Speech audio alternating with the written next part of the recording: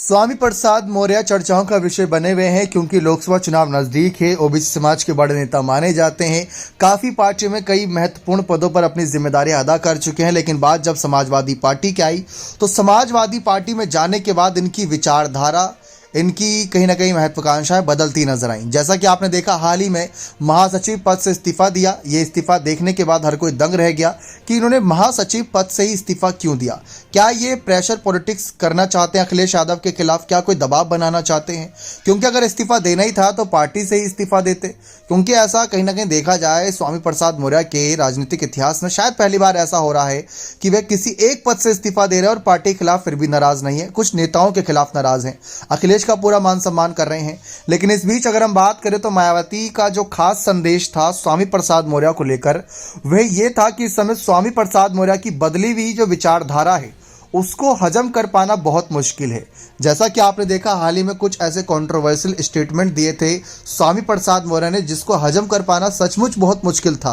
क्योंकि अगर वही बयान भाजपा में रहकर देते तो समझ में आता कि भाजपा में मंत्री पद पर भी थे और वह जो अपनी मांग रख रहे हैं रामचरितमानस को लेकर या ज्ञानवापी को लेकर या बौद्ध धर्म को लेकर या बद्रीनाथ धाम को लेकर या हिंदू देवी देवताओं को लेकर, तो केंद्र सरकार उनकी सुनती, क्योंकि केंद्र में भी बीजेपी थी और राज्य में भी बीजेपी थी।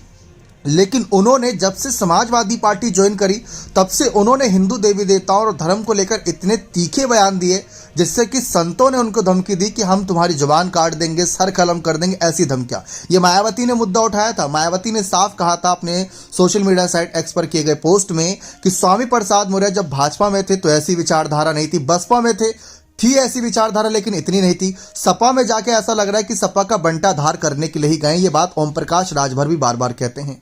उसके बाद स्वामी प्रसाद मौर्य की इसी विचारधारा को लेकर मायावती ने संदेश देते हुए साफ कहा था कि इस घिनौनी विचारधारा को अपनाया नहीं जाएगा। यानी कि अगर स्वामी प्रसाद मौर्य बसपा में शामिल होने की भी सोचते हैं तो मायावती शायद उनकी इस विचारधारा की वजह से उन्हें स्वीकार ना करें।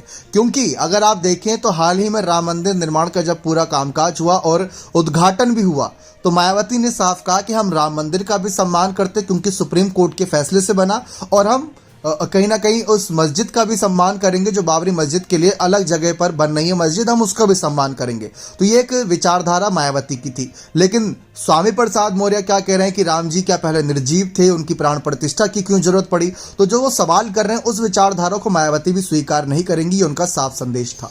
अगर कल को बसपा में भी आने की सोच रहे हैं स्वामी प्रसाद मौर्य तो अपनी विचारधारा को त्यागना पड़ेगा जो सपा के साथ रहकर बनी या सपा में आकर बनी, वो बात अलग है। तो मायावती के संदेश से कहीं ना कहीं स्वामी मौर्य के लिए थोड़ी मुश्किलें रहेंगी।